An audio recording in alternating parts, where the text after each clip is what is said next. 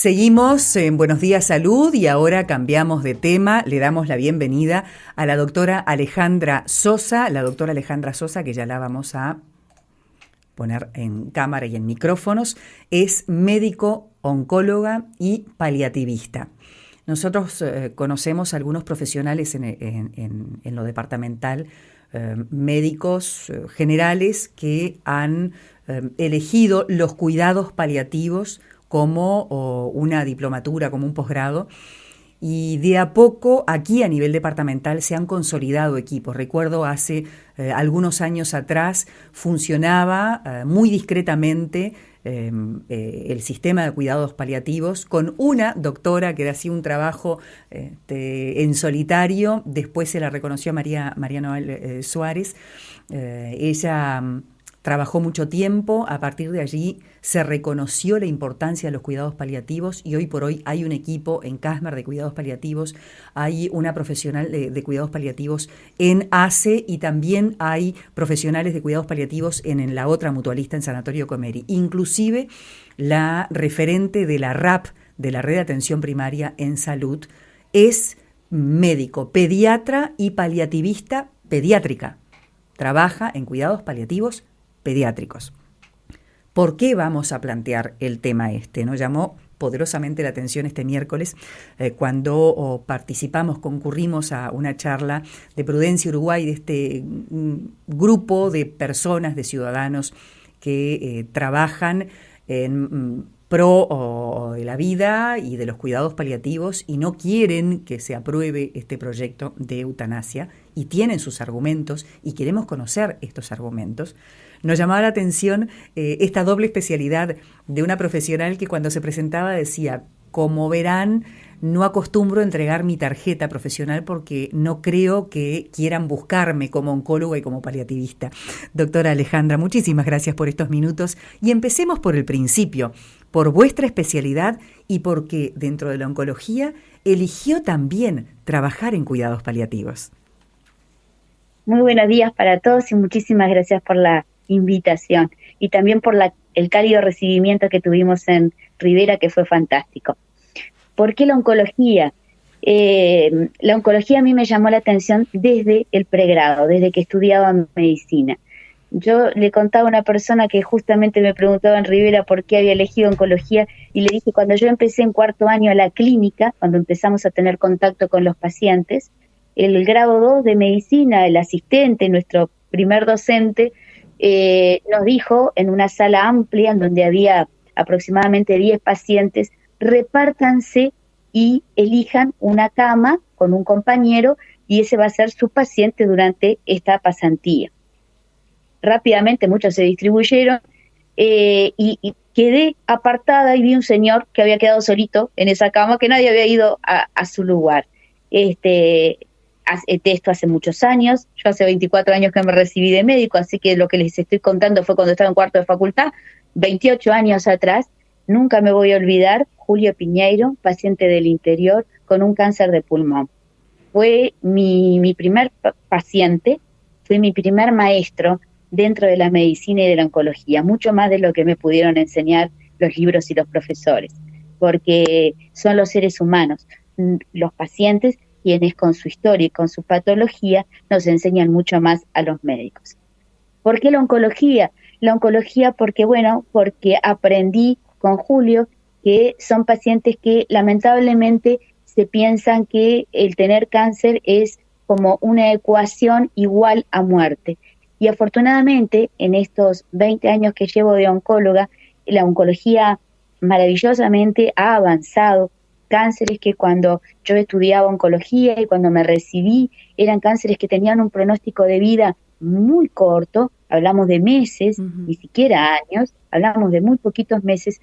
Hoy en día la medicina ha avanzado tanto que afortunadamente estos pacientes tienen la posibilidad de vivir con una enfermedad crónica, como es el cáncer, incurable en la mayoría de los casos, pero que pueden tener una larga sobrevida con excelente calidad de vida y que bueno, que cuando llega el momento en que la enfermedad progresa, también es un momento en donde hay que darle prioridad a la calidad de vida y acompañarlos en el proceso de progresión de su enfermedad, Ujú. en el proceso de morir, y no solamente al paciente, sino a la familia, al núcleo social que acompaña a este paciente. Y por eso la complementación ideal eran los cuidados paliativos como segunda especialización. A partir de allí, ¿cambió su forma de ver al consultante, al paciente en su momento final? Porque los cuidados paliativos yo no sé cuánto hace que están dentro de la medicina, ¿verdad? Como una especialidad, como una diplomatura. Aquí se hizo a fuerza de pulmón y de ganas, y después se reconoció la importancia de acompañar a esta persona hasta el final, y de acompañarla y de ocuparse de las preocupaciones que tenía esa persona antes de la despedida. Es así, los cuidados paliativos a nivel mundial aparecieron en los años 60 en el Reino Unido con la doctora Cicely Saunders. Doctora Cicely Saunders, que antes de ser médica fue asistente social y fue enfermera, y luego se dio cuenta que en esa época, lamentablemente, para tener más poder, más siendo mujer, tenía que ser médico para poder imponer más sus métodos de enseñanza y de acompañamiento. Y nació en la oncología, porque Cicely le pasó exactamente algo como lo que me ocurrió a mí, como nos ocurre a muchos. Encontró a ver.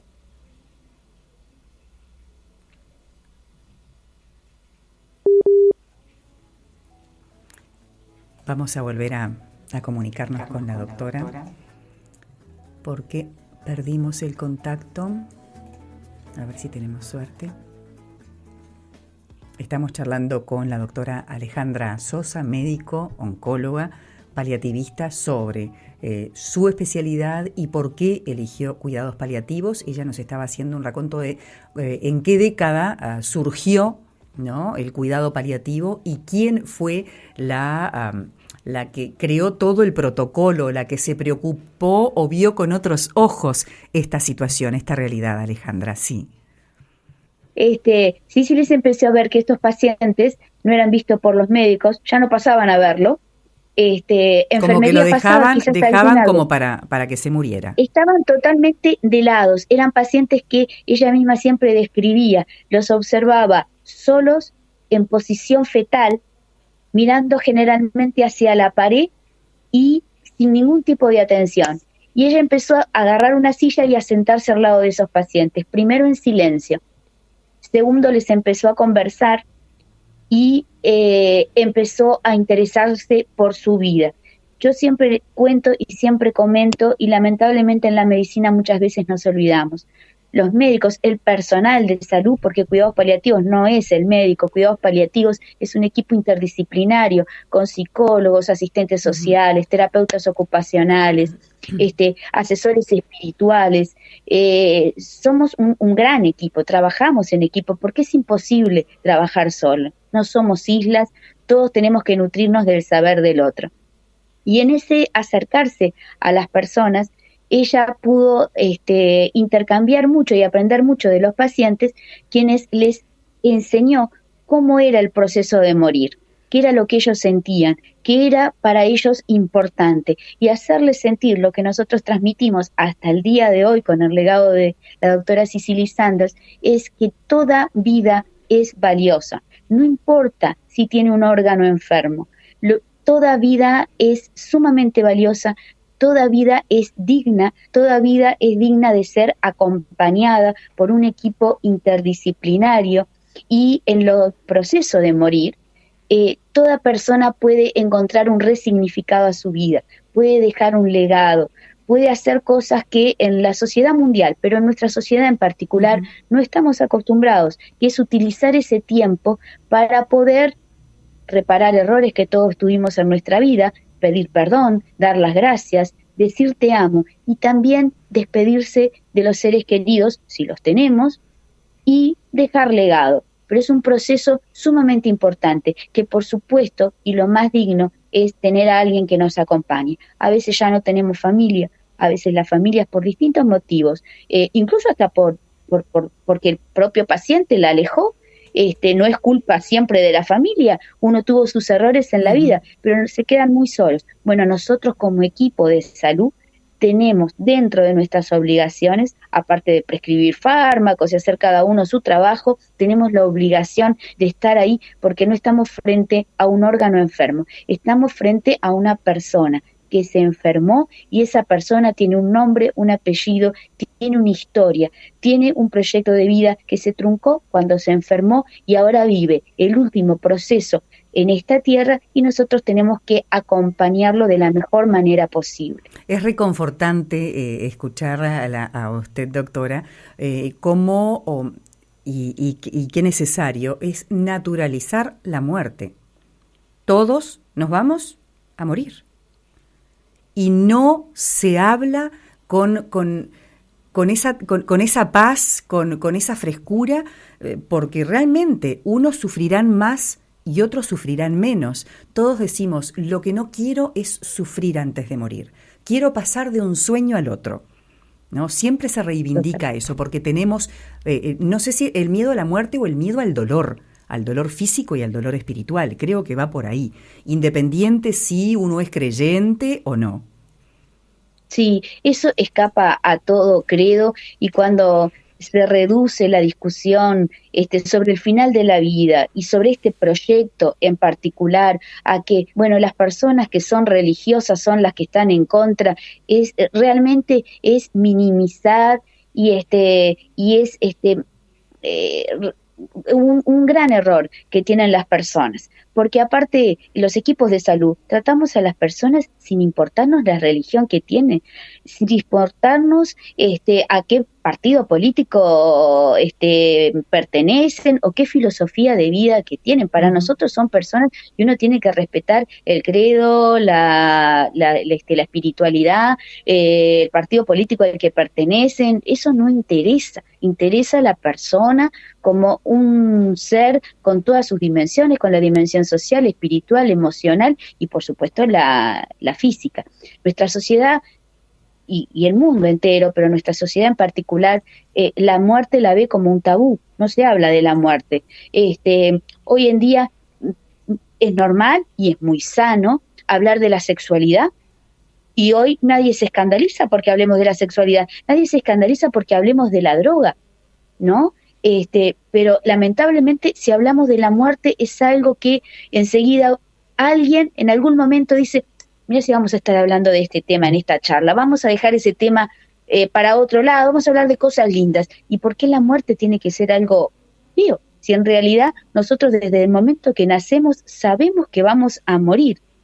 Yo creo que pueden existir personas que le tengan miedo a la muerte, no lo dudo, pero en mi experiencia de paliativista, que acompañando a el proceso de morir y la muerte de tantas personas, lo que sí puedo asegurar es que lo que sí existe, y es muy válido, porque yo creo que nadie quiere sufrir, es miedo a pasar un proceso en sufrimiento. Y eso es lo que lamentablemente la gente está desinformada, y los cuidados paliativos.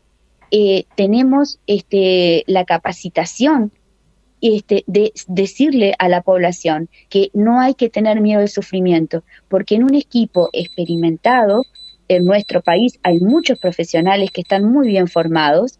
El sufrimiento es algo que se puede combatir. El sufrimiento se puede combatir en el 95% de las posibilidades, Doctora, de las distintas sufrimientos. Doctora Alejandra, vamos a hacer un alto y volvemos enseguida y vamos a unir lo de los cuidados paliativos con ese sufrimiento insoportable y la eutanasia. Excelente.